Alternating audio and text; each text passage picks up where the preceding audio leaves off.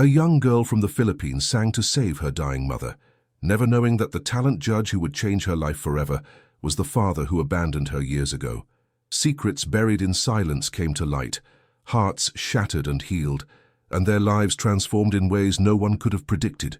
A story of redemption, second chances, and the unbreakable bonds of love. Prepare yourself, because this story will touch your soul. Subscribe to our channel, leave your like on this video, and comment where you're watching from. The November wind swept through Chicago's narrow streets with the bite of approaching winter, carrying with it the mingled aromas of roasted chestnuts from street vendors and the warm spices drifting from the Filipino grocery store on Damen Avenue. Above the store, in a cramped two-bedroom apartment with thin walls and thinner dreams, 12-year-old Elodie Santos sat cross-legged on the worn hardwood floor, her delicate fingers wrapped around a guitar that seemed almost too large for her small frame. The instrument had seen better days, its mahogany finish dulled by years of handling, a crack running along the lower bout that had been carefully glued and reinforced with tape. But when Elodie's fingers found the strings, magic happened. Her voice, clear and powerful as morning sunlight breaking through storm clouds, filled the small space with a warmth that no amount of autumn chill could diminish. "Mahal kita, mahal mo ba ako?" she sang softly, the Tagalog words of an old love song flowing like honey from her lips. The melody spoke of devotion that transcends distance, of hearts that remain faithful despite separation, themes that seemed far too mature for someone who had barely entered adolescence, yet somehow perfectly suited to the wise sadness that sometimes flickered in her deep brown eyes. From the kitchen came the sound of labored breathing, punctuated by the soft whir of a nebulizer. Althea Santos, 42, years old but appearing a decade older, leaned against the counter as the machine delivered medication to her compromised lungs. The autoimmune disease had been stealing pieces of her strength for 3 years now, attacking her joints and respiratory system with relentless persistence. Some mornings she could barely lift her arms to braid Elodie's long black hair. Other days, like today, even breathing felt like climbing a mountain. "Your voice grows more beautiful each day, anak," Althea called out, using the Tagalog word for child that carried all the tenderness a mother's heart could hold. She made her way slowly to the living room, each step a careful negotiation with her rebellious body. Elodie looked up, her smile bright enough to chase away the grey November afternoon that pressed against their windows. "Mama, I've been thinking about what Mrs. Rodriguez said yesterday." She set the guitar aside and moved to help her mother settle onto the threadbare sofa they had rescued from a sidewalk 3 summers ago. "About the theatre district, about people who might listen." Althea's weathered hands found her daughter's face, tracing the high cheekbones that mirrored her. Own, the determined chin that came from somewhere else entirely. "Sweet girl, singing on street corners is dangerous. There are bad people who might—" "But Mama," Elodie interrupted gently, her voice carrying a maturity that sometimes startled the adults in their tight-knit community. "We need the money for your medicine. Dr. Chen said the new treatment might help, but insurance won't cover it. All."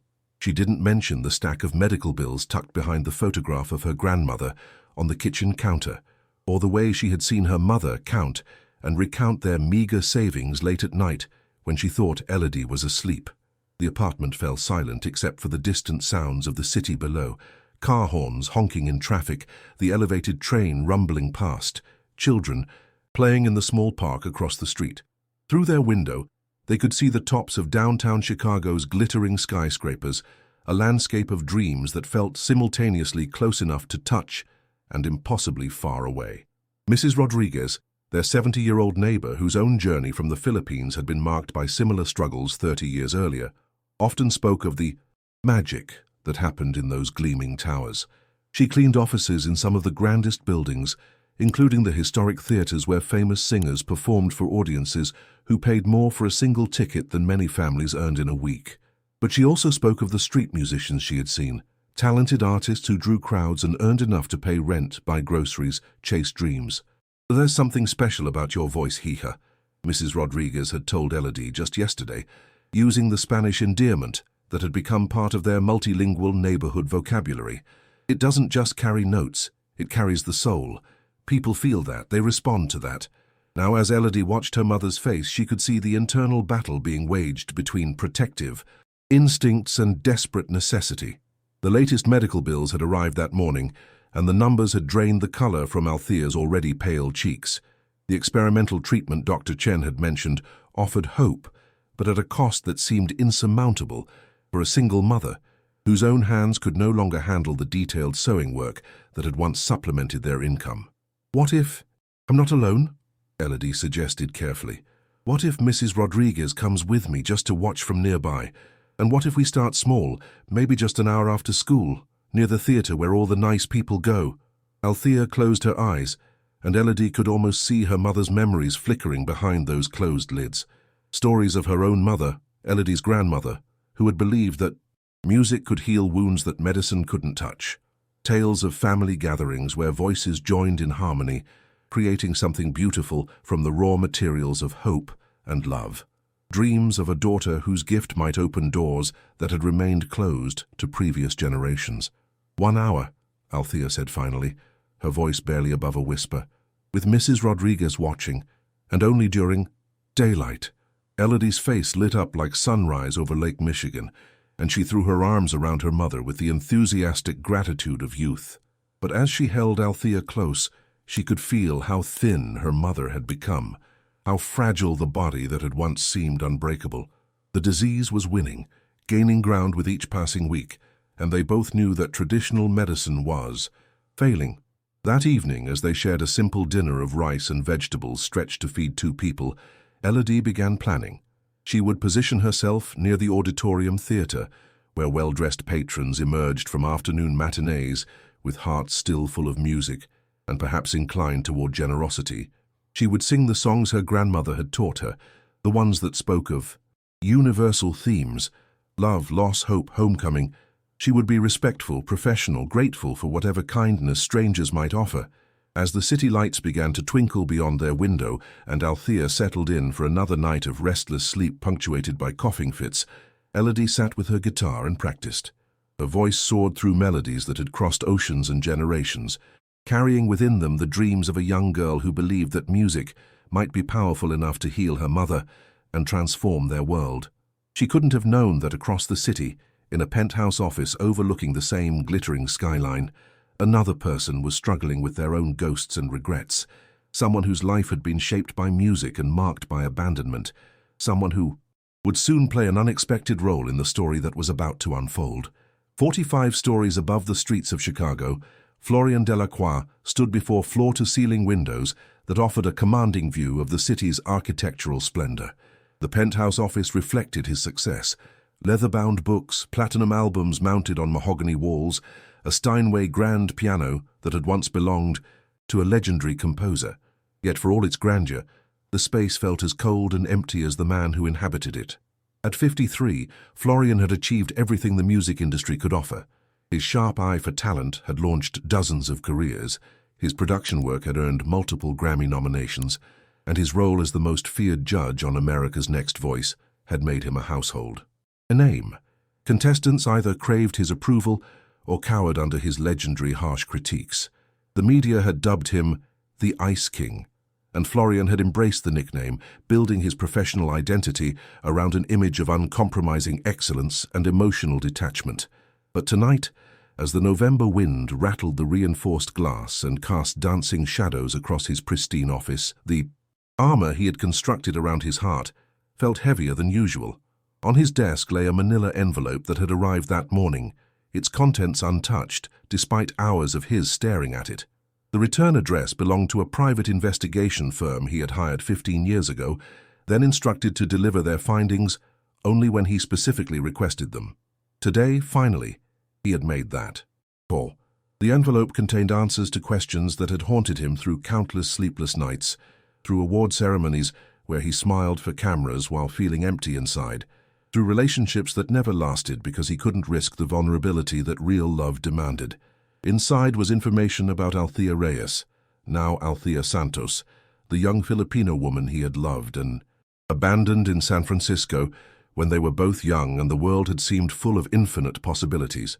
Florian's memory carried him back to those golden California days when he was 28 and struggling to establish himself as a music producer.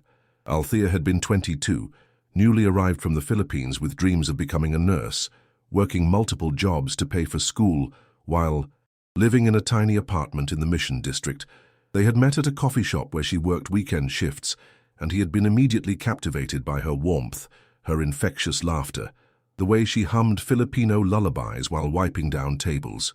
Their romance had bloomed like the bougainvillea that climbed the walls of her building, vibrant, passionate, seemingly destined to last forever. Florian would play guitar while Althea sang along in her native language, their voices blending in harmonies that felt like coming home. She taught him words in Tagalog, he introduced her to jazz standards, and together they created their own small universe of music and dreams. But when Althea told him she was pregnant, terror had overwhelmed him. He was barely making ends meet. His career was uncertain, and the weight of responsibility felt crushing. Instead of facing his fears like a man, he had run like a coward. He packed his belongings while she was at work, left a note that explained nothing, and caught the first flight to New York City. He told himself he was doing her a favor, that she deserved better than an unstable musician with more ambitions than achievements. The years that followed brought the success he had once dreamed of, but it came at a price he hadn't anticipated. Every achievement felt hollow without someone to share it with, every accolade a reminder of the love he had thrown away. He had tried to move forward, dated other women, even came close to marriage twice, but something fundamental was missing. The music that had once brought him joy became a business, talent became a commodity, and his heart became a carefully guarded fortress. Now, 15 years later, he finally had the courage to learn what had become of the woman whose memory had never stopped haunting him.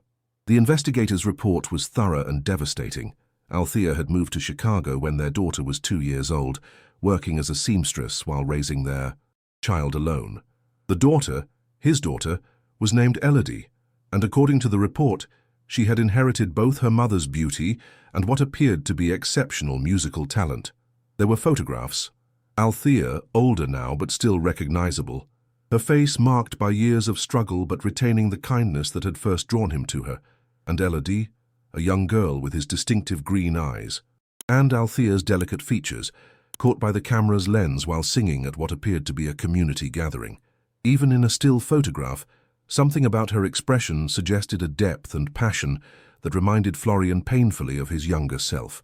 The report also detailed Althea's recent health struggles, the mounting medical bills, the way their small community had rallied to support them.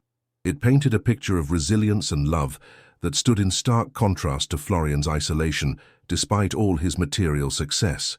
His assistant knocked softly on the door, interrupting his brooding. "Mr. Delacroix, the production meeting for next season's auditions is ready to begin." Florian straightened his tie and composed his expression, sliding the investigator's report into his desk drawer. "I'll be right there." The conference room buzzed with the energy of television production. Casting directors, producers, network executives, all gathered to plan the upcoming season of America's Next Voice. The show had become a cultural phenomenon, launching careers and creating stars, with Florian's reputation for brutal honesty serving as both attraction and deterrent for potential contestants.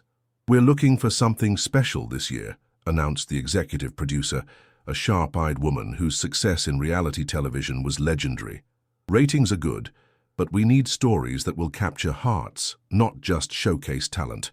We need contestants who carry emotional weight, whose journeys will make audiences invest deeply." Florian nodded mechanically, but his mind was elsewhere. He was thinking about a young girl he had never met, singing with his eyes and carrying melodies that might bridge the chasm between his past and present. He was thinking about second chances, about courage, about the possibility that some mistakes might not be irreversible if one was finally brave enough to face them. As the meeting progressed and locations for auditions were discussed, Florian learned that Chicago would be their first stop. The historic Auditorium Theater had been selected as the venue, its grandeur and acoustic perfection making it ideal for capturing the drama of dreams being born or shattered. "When do we begin filming in Chicago?" he asked, surprised by the steadiness of his own voice. 3 weeks from tomorrow," came the reply. "We'll spend 4 days there, expecting to see around 800 hopefuls." Florian made note of the dates, though something deeper than professional interest was already calculating possibilities. 3 weeks would give him time to prepare, to decide how much of his past he was ready to confront, to determine whether the man who had run from love 15 years ago had finally found the courage to stay and face whatever consequences awaited. That night, alone in his penthouse with the city sparkling below, Florian sat at his piano and began to play. His fingers found melodies he hadn't touched in years, simple, heartfelt songs that reminded him of coffee shops and young love, of laughter that had once made everything seem possible. For the first time in 15 years, the music felt real again, charged with purpose beyond profit or fame. He was playing for Althea, for the daughter he had never met, for the man he might still become if he could find the strength to write a different ending to their story. The afternoon sun cast long shadows across the pavement outside the auditorium theatre as Elodie adjusted the strap of her guitar case with trembling fingers. 3 days had passed since her mother had given permission for this venture. 3 days of preparation that had transformed their entire community into a network of support and encouragement. Mrs. Rodriguez walked beside her, her weathered hand resting protectively on Elodie's shoulder. At 70, the elderly woman had seen enough of life's struggles to recognize both opportunity and danger, and she had insisted on scouting the location thoroughly before allowing Elodie to perform. The theatre district bustled with afternoon energy, well-dressed patrons emerging from matinee performances, office workers grabbing coffee during breaks, tourists snapping photographs of the historic architecture. "Remember what we practiced, Mija?" Mrs. Rodriguez murmured as they approached the corner where they had decided Elodie would position herself. The spot offered good acoustics, visibility to passing pedestrians, and easy escape routes if any situation became uncomfortable. Start with something that draws them in, something universal that speaks to every heart. Elodie nodded, though her stomach churned with nervous energy. She had chosen her repertoire carefully, a mix of English ballads that would be familiar to most passers-by and Filipino songs that carried the emotional depth her grandmother had always insisted was the secret to moving an audience. Her guitar had been restrung with the help of Mr. Delgado from their apartment building, and Mrs. Chen had taught her breathing exercises to control the nerves that threatened to shake her voice. As she opened her guitar case and positioned it, hopefully on the sidewalk, a few coins from her own piggy bank glinting in the felt lining to encourage donations, Elodie caught sight of her reflection in the theatre's glass doors. She looked older than her 12 years, the responsibility of her mother's illness having carved a premature wisdom into her features. But her eyes still held the bright hope of youth, the belief that music could indeed work miracles. Her first song was Somewhere Over the Rainbow, chosen because Mrs. Rodriguez had observed that people of all ages connected with its message of hope and dreams. As Elodie's clear soprano filled the urban canyon between buildings, the magic began immediately. Pedestrians who had been hurrying past slowed their steps, drawn by a voice that seemed impossibly mature and emotionally rich coming from someone so young. An elderly gentleman in an expensive overcoat was the first to stop completely, his eyes widening as he listened to Elodie transform the familiar melody into something achingly beautiful. Her voice carried not just the notes but the weight of experience, the longing of someone who truly understood what it meant to hope for something beyond the rainbow, to dream of a place where troubles melted like lemon drops. By the time she reached the second verse, a small crowd had gathered. A mother with her teenage daughter paused their shopping expedition to listen, both wearing expressions of wonder. 2 businessmen in sharp suits forgot their urgent phone calls, captivated by the purity and power of what they were hearing. A young couple, walking hand in hand, stopped to share this unexpected gift of music, unconsciously drawing closer together as Elodie's voice wove around them. When the song ended, applause rippled through the gathering crowd, and the first donations clinked into her guitar case. The elderly gentleman approached with tears in his eyes, placing a $20 bill among the coins. "Young lady," he said, his voice thick with emotion, "I haven't heard anything that beautiful in 40 years of attending performances in this very theatre. You have a gift that could change the world." Elodie felt heat rise in her cheeks, but she managed to thank him graciously, as her mother had taught her. The encouragement gave her confidence to continue, and she launched into a Filipino love song called Dahil Sa'yo, which her grandmother had sung while cooking, while braiding hair, while rocking babies to sleep. Though most of her audience couldn't understand the Tagalog lyrics, the emotion transcended language barriers. As her voice soared through the passionate chorus, expressing a love so deep it defied explanation, more people stopped. The crowd grew to nearly 30 people, an unusual sight that began, attracting attention from theater employees and nearby shop owners. Some listeners swayed unconsciously to the rhythm, others wiped away tears, all of them recognizing that they were witnessing something extraordinary.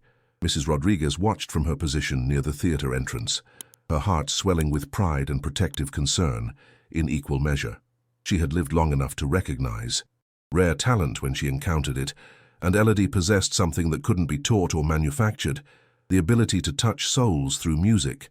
But she also knew that such gifts often attracted both angels and predators, and she remained vigilant for any signs of the latter. After an hour of performing, Elodie's guitar case contained more money than she had dared hope for, enough to cover her mother's prescription medications for the next month, plus some additional funds that might help with groceries. But more valuable than the financial success was the response of her audience. People had lingered long after dropping their donations, reluctant to leave the spell her music had cast. Several had asked when she would perform again, expressing genuine eagerness to return.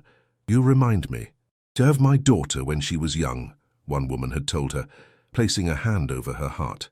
She had dreams of singing professionally, but life took her in different directions. Hearing you makes me remember why music mattered so much to her, why it should matter to all of us. As the afternoon sun began to sink lower, casting the theater district in golden light, Elodie packed up her guitar with hands that no longer trembled. She had done it. She had taken the first step toward earning the money her mother needed, toward proving that her voice might indeed be powerful enough to heal what was broken in their lives. The walk home felt different from the nervous journey that morning. Mrs. Rodriguez chattered excitedly about the crowd's response, about the obvious appreciation for Elodie's talent, about the possibilities that might lie ahead. But Elodie found herself thinking about the faces in her audience, the elderly gentleman who had cried, the young couple who had held each other closer, the mother who had seen her own daughter's dreams reflected in a stranger's song. Music, she realized, wasn't just about the person performing. It was about connection, about creating moments where hearts opened and strangers became briefly family. Her voice had served as a bridge that afternoon, linking her struggles with the experiences of people she had never met, proving that emotions were universal even when languages and backgrounds differed. When they climbed the narrow stairs to their apartment, they found Althea waiting in the doorway, anxiety and hope warring in her expression. The moment she saw the joy on her daughter's face, tears of relief began flowing. "Mama," Elodie said, carefully counting out the money they had earned. "It worked. People listened, really listened, and they gave enough to cover your medications, plus some extra." But as she placed the bills in her mother's trembling hands, Elodie noticed how much more fragile Althea appeared than even that morning. Her breathing was more labored, her skin had a translucent quality that hadn't been there before, and the simple act of standing seemed to require tremendous effort. "I'm so proud of you, Anak," Althea whispered, pulling her daughter close. "But this is just the beginning. The experimental treatment Dr. Chen mentioned will cost much more than we earned today." Elodie nodded, understanding the magnitude of the challenge ahead. But something had changed during her afternoon performance, something deeper than financial success. She had discovered that her voice could move people, could create beauty in the midst of urban chaos, could build bridges between hearts that might otherwise remain isolated. If music was indeed powerful enough to touch souls, perhaps it was also powerful enough to save lives. That evening, as her mother slept fitfully in the next room, Elodie sat with her guitar and planned her return to the theater district, unaware that her performances were already generating whispers among the entertainment industry professionals who frequented that area, whispers that would soon reach ears she could never have imagined. The private screening room in Florian's penthouse office had become his sanctuary of solitude, a place where he could watch footage from previous seasons of America's Next Voice and analyze what made certain performances transcendent while others fell flat. But tonight, 3 weeks before the Chicago auditions, he wasn't studying technique or stage presence. Instead, he was torturing himself with what-ifs and might-have-beens. On the wall-mounted screen, a young contestant from 2 seasons ago belted out an emotionally charged ballad, her voice technically perfect, but somehow lacking the indefinable quality that separated good singers from great ones. Florian paused the video and steepled his fingers, contemplating the alchemy of authentic emotion in performance. What made some voices carry the weight of lived experience while others remained mere displays of vocal gymnastics? His phone buzzed with a text from his assistant. Chicago venue confirmed. Auditorium Theater. Media interviews scheduled for the day before filming begins. Should I confirm the hotel reservations? Florian typed back a quick affirmation, but his mind was elsewhere. The investigator's report sat open on his desk, its contents now memorized through countless readings. Elodie Santos, 12 years old, attending Lincoln Elementary School, exceptional student according to her teachers, beloved by her community. The details painted a picture of a child who had inherited the best qualities from both parents, Althea's warmth and resilience, and perhaps his own musical intuition. But it was the recent updates that caused his chest to tighten with something between hope and terror. The investigator had included recent observations. Elodie had begun performing on street corners near the theater district, earning money for her mother's medical expenses. The girl was singing in the exact location where America's Next Voice would be holding auditions in just 3 weeks. The coincidence felt like destiny, asserting itself, though Florian had long since stopped believing in such romantic notions. More likely, it was Chicago's concentration of entertainment venues that made the area attractive to both struggling street performers and television producers seeking dramatic backdrops for their show. He closed his eyes and allowed his memory to drift back to Althea's laugh, the way it had bubbled up from somewhere deep and genuine, infectious enough to make strangers smile on crowded buses. She had possessed an innate musicality that complemented her vocal training, perfect pitch, intuitive rhythm, an ability to find the emotional core of any song. If their daughter had inherited even half of those gifts, a knock on his office door interrupted his brooding. "Come in," he called, minimizing the investigator's report on his computer screen. Marcus Chen, the show's head talent scout, entered with his usual efficiency. At 35, Marcus had developed an eye for discovering diamonds in the rough, contestants whose raw talent could be polished into television gold. His track record was impressive, but more importantly, he possessed the rare ability to see past surface nerves and amateur presentation to identify authentic star quality.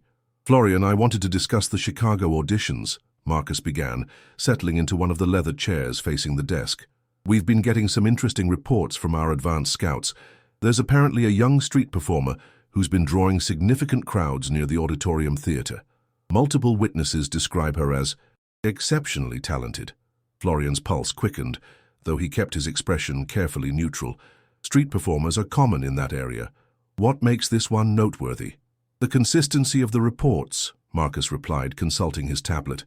"Theater employees, restaurant managers, even some industry professionals who work in the district, they all describe the same thing: a young girl, with an unusually mature voice and the ability to connect emotionally with her audience."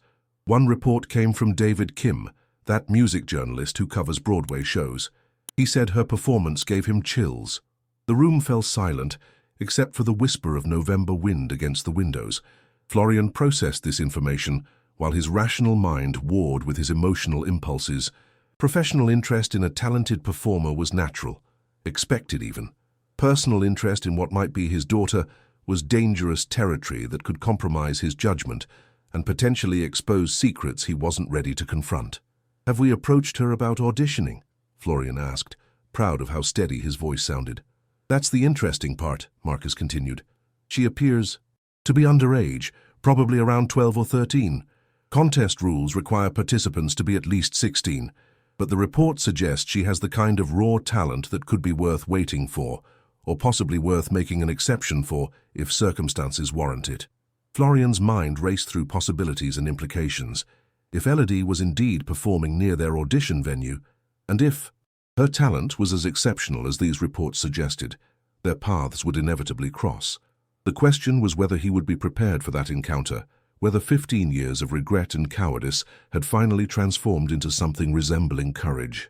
"I think we should observe her performance before making any decisions," Florian said carefully. If she's truly as talented as these reports suggest, we need to understand what we're dealing with. Marcus nodded approvingly. My thoughts exactly. I'll have someone document her next performance, get it on video so we can evaluate properly. After Marcus left, Florian sat alone with the weight of impending confrontation. For 15 years, he had constructed his life around avoiding emotional risk, building walls of professional success that insulated him from the vulnerability that real relationships demanded. His reputation as the Ice King wasn't just a television persona, it was armor that protected him from caring too much, from being hurt by caring at all. But now those carefully constructed defenses felt brittle, inadequate against the possibility of encountering the daughter he had never known. What would he see in her eyes when they met? Recognition was impossible. She had been born after his departure, but would there be some instinctive connection, some acknowledgement of shared blood and abandoned responsibility? He pulled up the investigator's report again, studying the photographs with an attention that bordered on obsession. Elodie had Althea's delicate bone structure and expressive eyes, but her jawline was unmistakably his own, as was the way she held her head when concentrating. In one image, caught while she was apparently singing, her face displayed an intensity and passion that transported him back to his own youth, to late nights spent writing songs and believing that music could change the world. The irony wasn't lost on him. He had spent decades teaching contestants that authentic emotion was the key to connecting with audiences, that technical perfection meant nothing without genuine feeling behind it. Now he was about to face the ultimate test of his own authenticity. Could the man who had run from love find the courage to face the consequences of that choice? His phone rang, displaying the number of Dr. Elizabeth Morrison, the therapist he had been seeing sporadically for the past 5 years. Their sessions had helped him understand some of the psychological mechanisms behind his emotional withdrawal, but understanding and changing were different challenges entirely. Elizabeth, he answered, grateful for the distraction from his spiral of self-analysis. Florian, I hope I'm not calling too late. I wanted to check in before your next season begins filming. How are you feeling about the upcoming auditions? He almost laughed at the loaded nature of that question. Complicated, he admitted.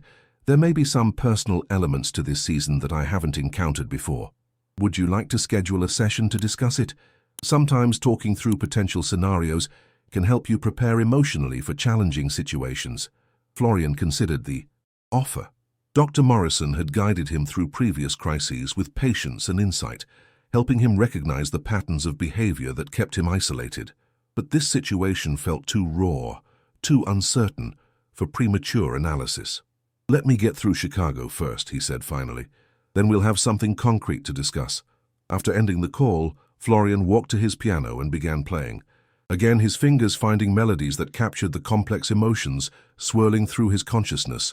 The music that emerged was both melancholy and hopeful, a soundtrack to redemption that remained tantalizingly out of reach. In 3 weeks, he would travel to Chicago and face whatever consequences awaited him there. The street performer drawing crowds near the auditorium theater might or might not be his daughter, but either way, the encounter would force him to confront the man he had been, the father he had failed to become, and the person he might still choose to be if courage could finally overcome a lifetime of carefully cultivated fear. 2 weeks had passed since Elodie's first performance, and her afternoon concerts near the auditorium theater had become a phenomenon that surprised everyone involved. What had begun as a desperate attempt to earn medication money had evolved into something approaching neighborhood institution, with regular audience members timing their daily routines to catch her performances. Mrs. Rodriguez had appointed herself as unofficial manager, arriving early each day to secure the best spot and staying late to ensure Elodie's safety during the walk home. Her protective vigilance had proven wise. The girl's growing reputation had attracted attention from various quarters, not all of it benevolent. Talent scouts, music teachers, and well-meaning patrons mingled with the usual urban predators who viewed vulnerable young performers as potential opportunities for exploitation. We need to be more careful, Mija, Mrs. Rodriguez warned as they prepared for another afternoon session.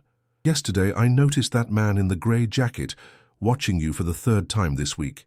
He doesn't donate, doesn't applaud, just watches and takes notes. Elodie nodded thoughtfully while tuning her guitar, though her primary concern remained her mother's deteriorating condition. Despite the modest success of her street performances, they were still far from accumulating the funds needed for the experimental treatment Dr. Chen had recommended. Althea's breathing had grown more labored, her periods of wakefulness shorter, and her pain medication less effective. Time was becoming their enemy in ways that 12-year-old determination couldn't overcome through willpower alone. "Maybe it's just someone who enjoys music," Elodie suggested. Hopefully, though she had also noticed the man Mrs. Rodriguez described. There was something calculating about his attention that felt different from the warm appreciation of her regular audience members. As they walked toward the theatre district, the November air carried the promise of winter's approach. Shop windows had begun displaying holiday decorations, and the city's energy was shifting toward the introspective mood that accompanied shorter days and longer nights. For Elodie, the changing season served as a reminder that her mother might not see another spring without intervention they couldn't afford. Her repertoire had expanded over the past 2 weeks, incorporating suggestions from audience members and requests that had become regular features. An elderly woman named Dorothy asked for "The Way You Look Tonight" every Tuesday, explaining that it had been her late husband's favorite song. A young father requested Filipino lullabies because they reminded him of his own grandmother. A teenage girl loved hearing Elodie's interpretation of contemporary ballads, claiming they helped her understand why music mattered more than social media fame. Today's performance began with Ave Maria, chosen because Mrs. Rodriguez had observed that spiritual songs seemed to open hearts and wallets with particular effectiveness. As Elodie's voice soared through the sacred Latin phrases, transforming the busy sidewalk into something approaching cathedral-like reverence, her usual crowd gathered with expressions of familiar anticipation, but today brought new faces as well. A professional-looking woman with an expensive camera documented the performance from multiple angles, her movements suggesting someone accustomed to capturing live entertainment. Near the theatre entrance, 2 men in suits observed with the calculating attention of industry professionals evaluating potential investments. Elodie was too absorbed in her music to notice these new observers initially. The sacred melody demanded complete emotional commitment, and she had learned that audiences could sense when a performer was distracted or holding back. Her voice carried not just the notes, but her desperate hope that divine intervention might still save her mother, that somehow this daily offering of song might accumulate into the miracle they needed. When the song ended, applause was more enthusiastic than usual, supplemented by donations that included several large bills. But it was the approach of the professional woman with the camera that marked this day as different from all the previous ones. "Excuse me," the woman said, her manner both respectful and purposeful. "My name is Sarah Martinez, and I work for America's Next Voice. We've been hearing remarkable things about your performances, and I'd like to discuss an opportunity that might interest you." Elodie's heart began racing, though she tried to maintain the composed demeanor her mother had taught her for dealing with strangers. America's Next Voice was legendary.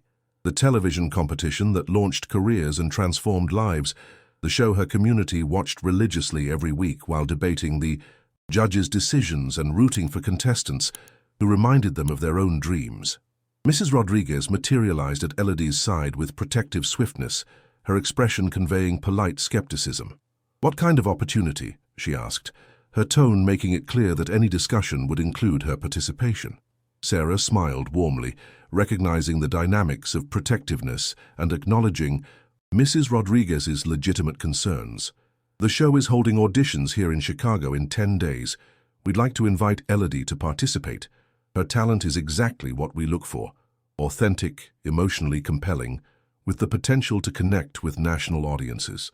The words hung in the air like sustained musical notes, carrying implications that neither Elodie nor Mrs. Rodriguez could fully process immediately. The television show represented possibilities beyond their wildest dreams: prize money that could cover her mother's treatment, recording contracts that could establish sustainable careers, national exposure that could transform street corner performances into concert hall appearances. But there were complications that Sarah couldn't possibly understand. Elodie was 12, not 16 as contest rules required. More importantly, Participating in such a high-profile competition would expose their family's circumstances to public scrutiny that might bring unwanted consequences. Immigration status, falsified documents, the delicate balance of their community support system, all could be threatened by the kind of attention that television exposure generated. "I would need to discuss this with my mother," Elodie said carefully, though her imagination was already racing ahead to possibilities that seemed too magnificent to be real. "Of course," Sarah replied, handing over a business card with production company logos and contact information. "The auditions are being held at this very theatre. Given your talent and the fact that you're already performing here, it seems like destiny, doesn't it?" After Sarah departed with promises to follow up within a few days, Elodie and Mrs. Rodriguez walked home in contemplative silence. The business card felt heavy with potential in Elodie's pocket, but the weight of practical considerations pressed equally hard on their consciousness. "Your mother's condition is getting worse," Mrs. Rodriguez said gently as they climbed the stairs to their apartment. "If this television show could provide the money she needs—" "But I'm not 16, Elodie replied, voicing the obstacle that loomed largest in her mind. "They'll never let me audition if they know my real age." Mrs. Rodriguez paused on the landing, her weathered hand resting on the banister while she processed implications and possibilities. In her 70 years, she had witnessed enough desperate situations to understand that sometimes survival required bending rules that seemed designed to prevent good people from accessing opportunities they deserved. "There might be ways around that problem," she said carefully. "Your cousin Maria, she knows people who handle documentation issues for the right reasons, with the right motivation." The conversation ended there, both of them understanding that they were discussing territory that carried risks alongside rewards. But as they entered the apartment and saw Althea sleeping fitfully on the couch, her breathing shallow and labored, the mathematics of their situation became starkly clear. Traditional solutions were failing, time was running out, and sometimes desperate circumstances justified desperate measures. That evening, as Elodie sat with her guitar and practiced songs that might be suitable for television auditions, she found herself imagining a future where her voice could indeed work miracles. The image of her mother restored to health, their financial struggles resolved, their family's dreams transformed from desperate fantasies into beautiful realities. All of it seemed tantalizingly possible if she could find the courage to reach for it. She couldn't have known that across the city, another person was preparing for the same auditions with his own mixture of hope and terror, someone whose presence would transform her television debut into something far more complex and emotionally charged than either of them could have anticipated. The envelope arrived on a Tuesday morning, delivered by Mrs. Rodriguez's nephew Carlos, whose connections in the city's informal network of document services had proven invaluable over the years. Inside were carefully crafted papers that transformed 12-year-old Elodie Santos into 16-year-old Elena Santos, complete with a birth certificate that would pass casual inspection and a school identification card from a fictional institution that existed only in the imagination of skilled forgers. Althea held the documents with trembling hands, her conscience warring with maternal desperation. 3 weeks had passed since Sarah Martinez's initial approach, and America's Next Voice auditions were now just 5 days away. During that time, Althea's condition had declined precipitously. She could no longer walk. From the bedroom to the kitchen without stopping to rest, her appetite had virtually disappeared, and her skin had taken on the translucent quality that spoke of systems beginning to shut down. "This feels wrong, Anak," Althea whispered, though her protest lacked conviction. They both understood that conventional morality was a luxury they could no longer afford. The experimental treatment Dr. Chen had recommended would cost nearly $500,000, far beyond anything Elodie's street performances could generate, no matter how successful they became. "Mama," Elodie said gently, taking her mother's hands in her own. "I've been thinking about what Grandmama used to say about music being God's gift to heal the world. Maybe this is how the healing is supposed to happen. Maybe this is the path we're meant to take." Mrs. Rodriguez, who had been instrumental in arranging the documentation, sat quietly in their worn armchair, her expression reflecting the weight of moral complexity that surrounded their decision. As a woman who had navigated similar challenges during her own immigration journey 30 years earlier, she understood that survival sometimes required operating in grey, areas that more privileged people never had to contemplate. "The auditions are being held at the Auditorium Theatre," she observed, breaking the contemplative silence. "The same place where you've been performing every day. You know that stage. You understand that acoustics. You've already proven you can move audiences in that space." The irony wasn't lost on any of them. For weeks, Elodie had been unknowingly auditioning for the most important opportunity of her life, building a reputation and honing her skills in the exact venue where her future would be determined.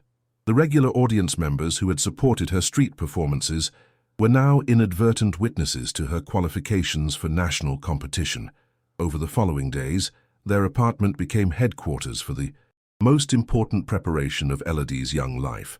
Mr. Delgado, whose guitar expertise had been invaluable for her street performances, helped her arrange accompaniment for songs that would showcase different aspects of her vocal range. Mrs. Chen contributed meditation techniques to manage performance anxiety. Even teenage Marco, usually too absorbed in his own adolescent concerns to pay attention to adult conversations, offered advice about projecting confidence in high-pressure situations. The song selection process proved particularly challenging.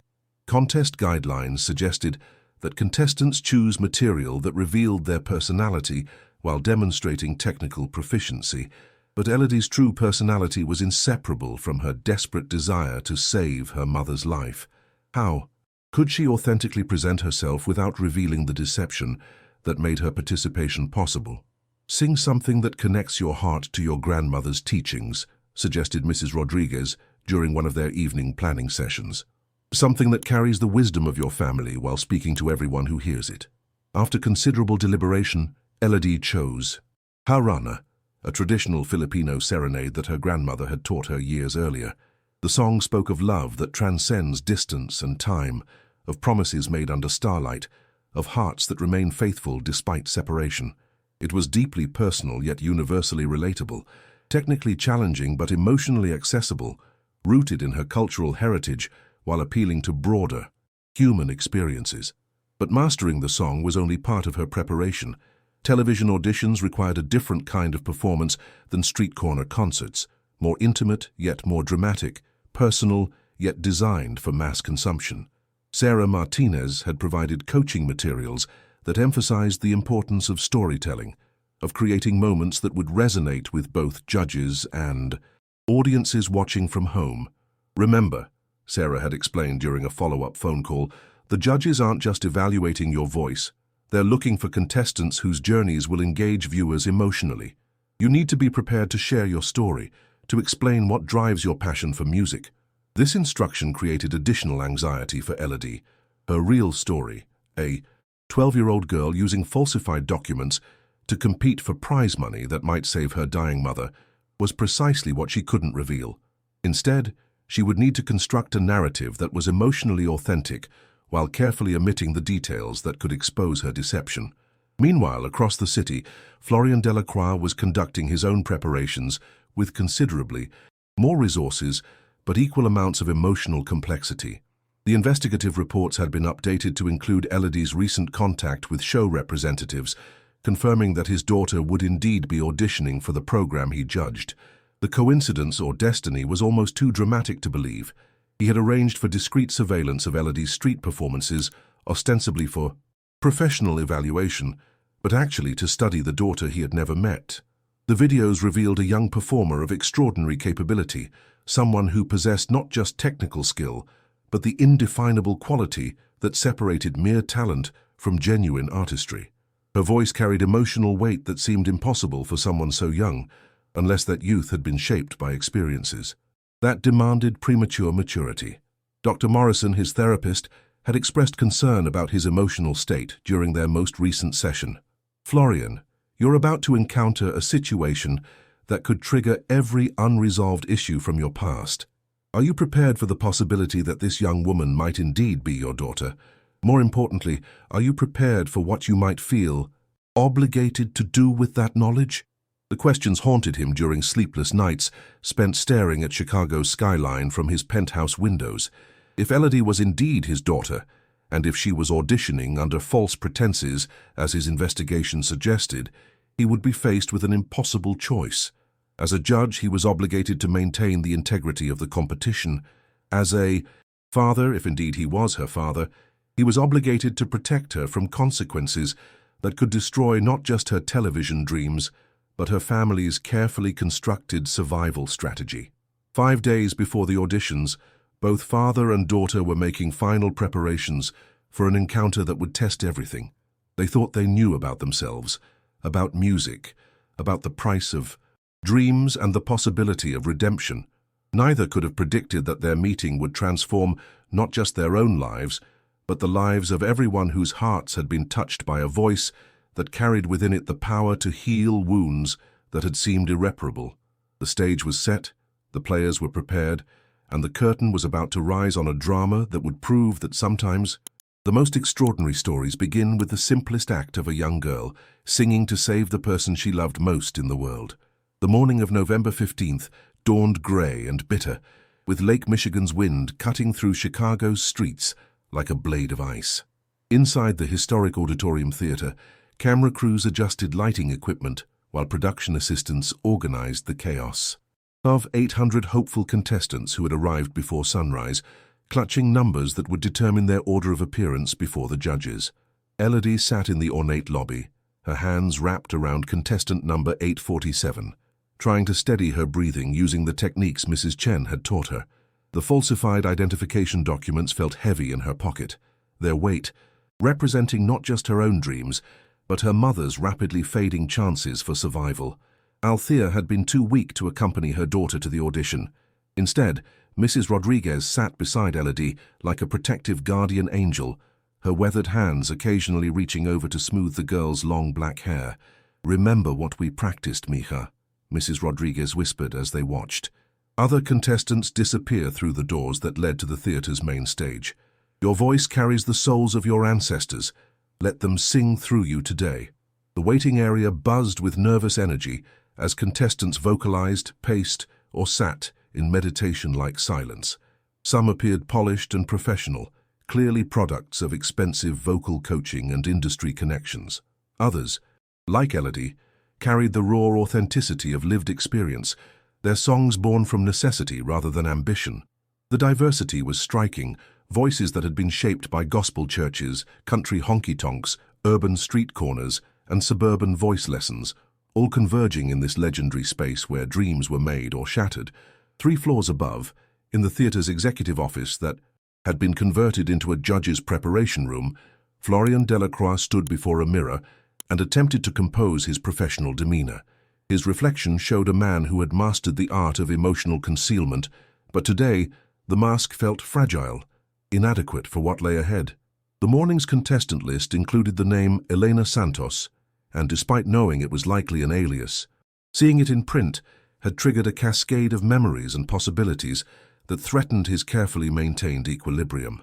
Dr. Morrison had warned him about this moment during their emergency phone session the previous evening. "You're about to face the consequences of choices you made 15 years ago," she had said. "Whatever happens today, remember that your primary responsibility is to the person you are now, not the person you were then. You can't change the past, but you can choose how you respond to whatever presents itself." Marcus Chen knocked on the door, interrupting Florian's internal preparation. "We're ready to begin," he announced. "The first group is already backstage. Are you prepared for what promises to be an extraordinary day?" If only he knew, Florian thought, but nodded with the professional confidence that had become second nature over years of television production. Together, they made their way to the judges' table, positioned in the theater's orchestra section to provide optimal acoustic reception and camera angles for the contestants who would perform on the historic stage. The first several auditions proceeded typically, a mixture of impressive technical displays, emotionally overwrought performances, and occasionally transcendent moments that reminded everyone why music mattered. Florian delivered his trademark critiques with the sharp precision that had earned him his reputation, but his attention was divided, part of his consciousness monitoring each new contestant number, calculating how many performers separated him from this encounter that would define the rest of his life. At 2:47 p.m., contestant number 847 was called to the stage. Elodie walked through the wings with steps that felt both weighted with significance and lighter than air. The auditorium theater's stage was even more magnificent than she had imagined from her street corner performances outside. Soaring arches, intricate gold leaf details, and acoustic properties that seemed to transform sound into something approaching the sacred. This was where legends had performed, where careers had been launched, where dreams had taken flight on wings of melody and hope. She positioned herself center stage, her guitar settled comfortably in her arms, and looked out at the judges' table. The theater's working lights prevented her from seeing their faces clearly, but she could sense their attention, their professional evaluation, their power to transform her family's desperate circumstances into something approaching salvation. "Please state your name and age for the record," came the instruction from the production assistant. "Elena Santos," she replied, her voice carrying clearly through the space despite her racing heartbeat. "I'm 16 years. Old from Chicago." In the judges section, Florian felt the world shift on its axis. The voice was unmistakably familiar, not because he had heard it before, but because it carried genetic echoes of his own vocal qualities, combined with the warmth and musicality he remembered from Althea's singing years earlier. The young woman on stage had his distinctive green eyes and the stubborn chin he saw in his mirror every morning, but she possessed a presence and dignity that he had never managed to achieve. "What will you be performing for us today?" asked another judge, following the standard protocol. "I'd like to sing Harana, a traditional Filipino serenade," Elodie replied, her fingers finding the opening chords on her guitar. "It's a song my grandmother taught me, about love that waits, about promises that endure despite distance and time." As the first notes filled the theater, something magical began to happen. Elodie's voice soared through the melody with a maturity and emotional depth that seemed impossible for someone so young, carrying within it the weight of experience and the power of absolute authenticity. The song spoke of devotion that transcends abandonment, of hearts that remain faithful despite separation, of love that finds its way home across years and miles of broken promises. The lyrics were in Tagalog, incomprehensible to most of the audience, but emotion translated perfectly. Camera operators found themselves lowering their equipment to simply listen. Production assistants stopped their bustling to stand transfixed. Even the other judges, hardened by years of evaluating performers, sat in unprecedented silence. But for Florian, the performance was transformative in ways that transcended professional evaluation. This wasn't just a talented contestant showcasing her abilities. This was his daughter, singing about the very themes that defined their relationship, carrying melodies that bridged the chasm between his abandonment and her existence. Her voice was telling the story of their family without her even knowing it, speaking of love that waits for prodigal fathers to find the courage to come home. As the song reached its emotional climax, Elodie's voice broke slightly, not from technical failure, but from the weight of everything this moment represented. She was singing for her dying mother, for their community that had supported her. Dreams, for the father she had never known but whose absence had shaped her understanding of love and loss. The vulnerability in that moment of imperfection was more powerful than any display of technical prowess could have been. When the final note faded into the theater's historic silence, the applause was immediate and thunderous. But Florian couldn't applaud. His hands were shaking too, violently, his chest tight with emotions he couldn't name or control. 15 years of regret and longing crystallized into a single moment of recognition. This extraordinary young woman was his daughter, and she was everything he could have hoped for, but didn't deserve.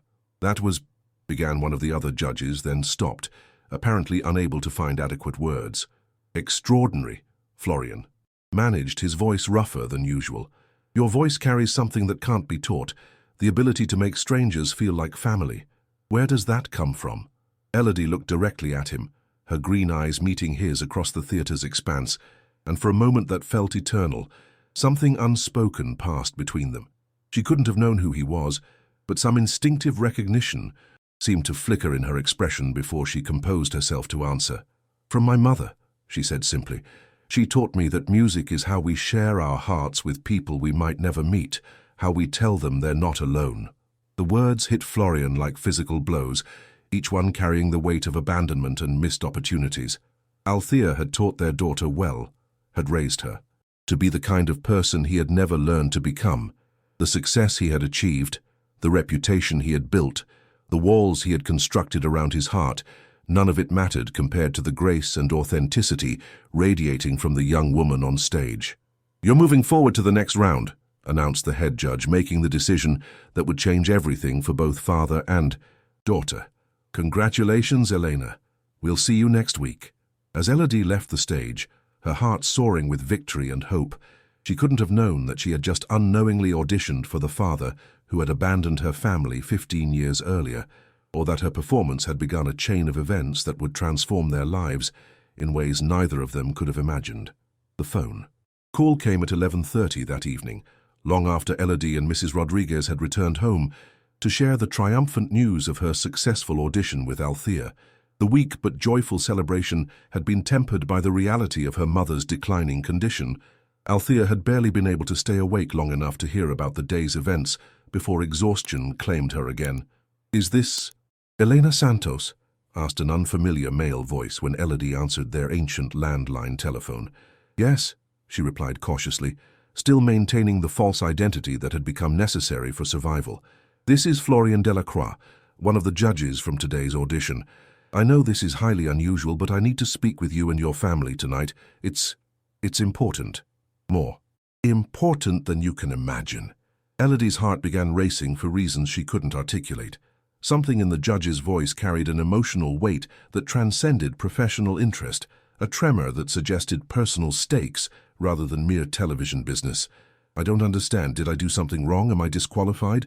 "No, nothing like that. Your audition was perfect. But there are things we need to discuss that can't wait for the show's normal timeline. May I come to your home? I know it's late, but this is urgent." Mrs. Rodriguez, who had been listening from the kitchen, appeared at Elodie's side with protective swiftness.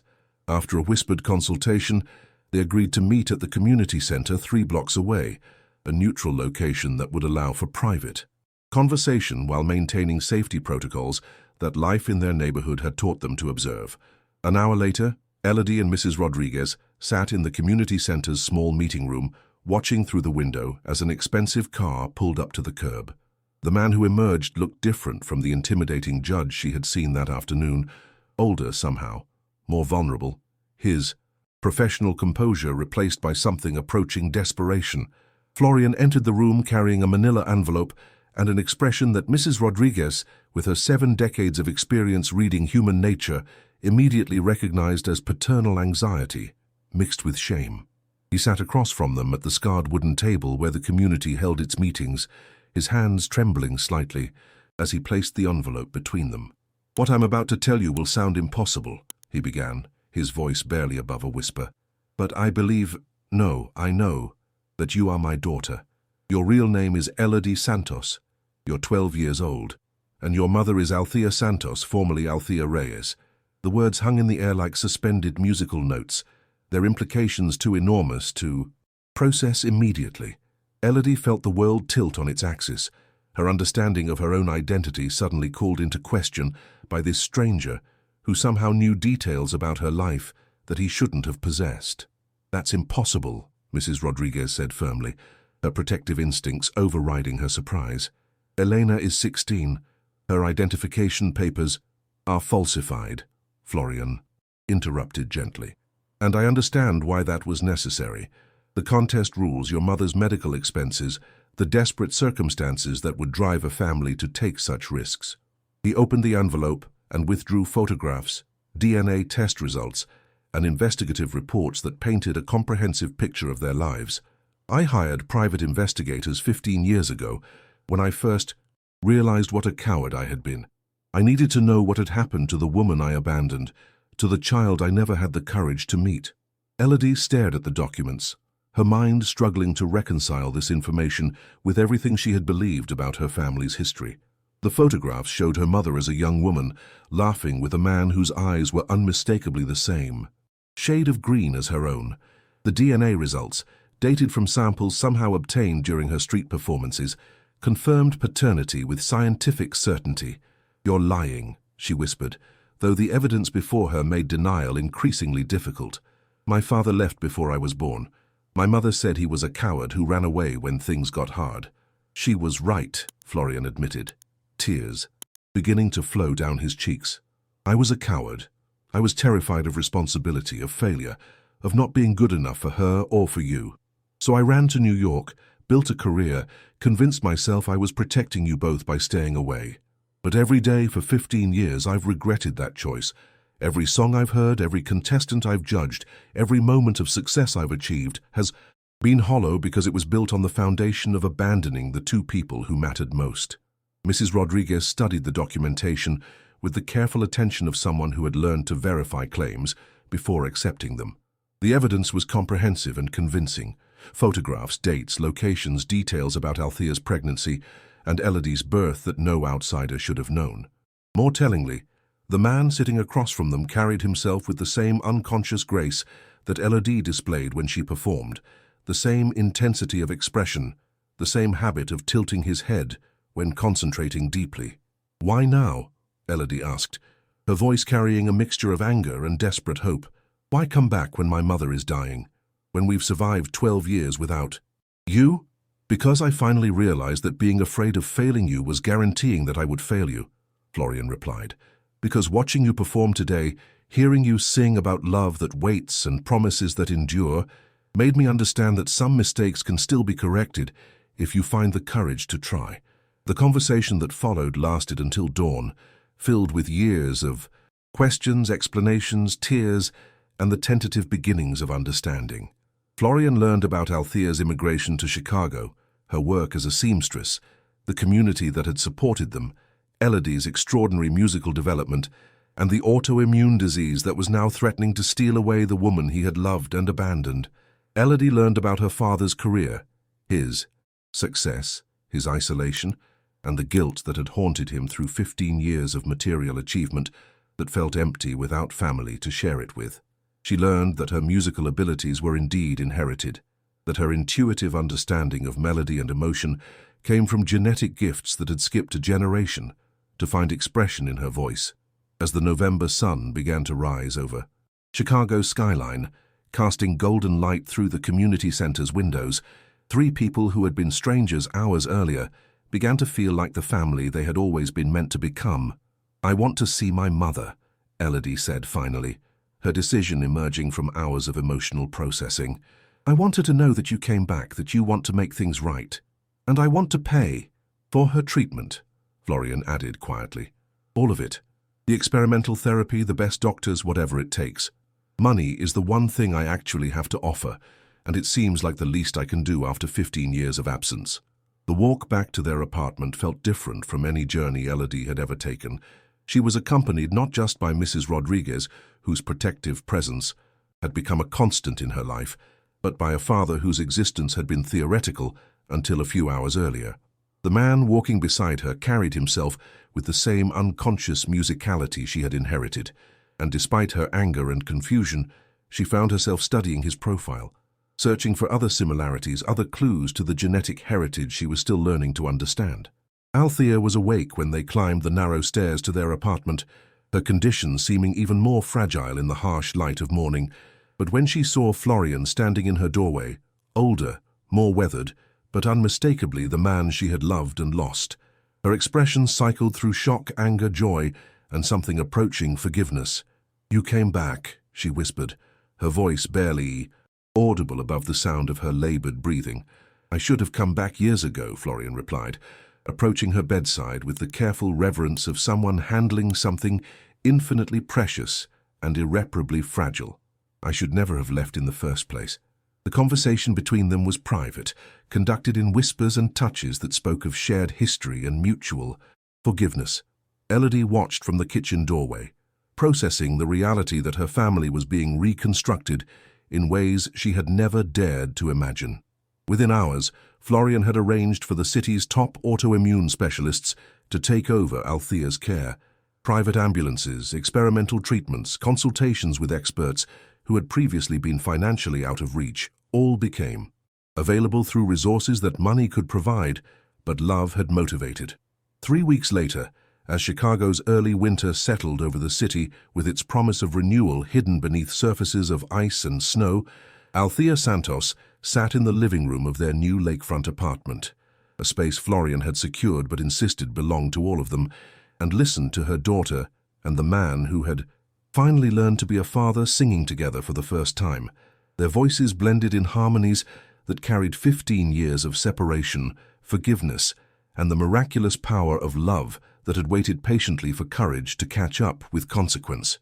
The experimental treatment was working, funded by a man learning that wealth meant nothing compared to the riches of family restored. Althea's strength was returning gradually, like spring following the harshest winter, and her eyes held light that had been absent for years. Elodie had withdrawn from America's Next Voice, not because she lacked talent, but because she had won something far more valuable than any television prize. She had won back the father she had never known she was missing, and given her mother the love that had been waiting 15 years to come home.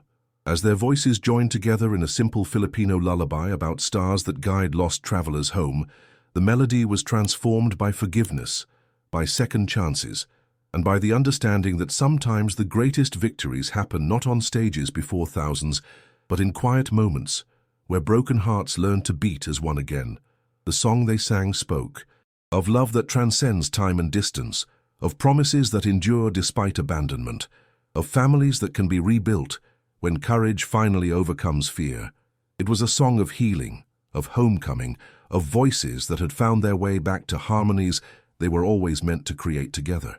And in that harmony, three hearts that had been broken by separation discovered that love, like music, has the power to transform pain into beauty, silence into song, and strangers into the family they were always meant to become. My friends, we have reached the end of the story. Did you like it? What lesson can you bring to life from this story? Leave it here in the comments. Leave your like, subscribe to the channel, and watch this video that's playing on your screen. This story will impact you. See you next time.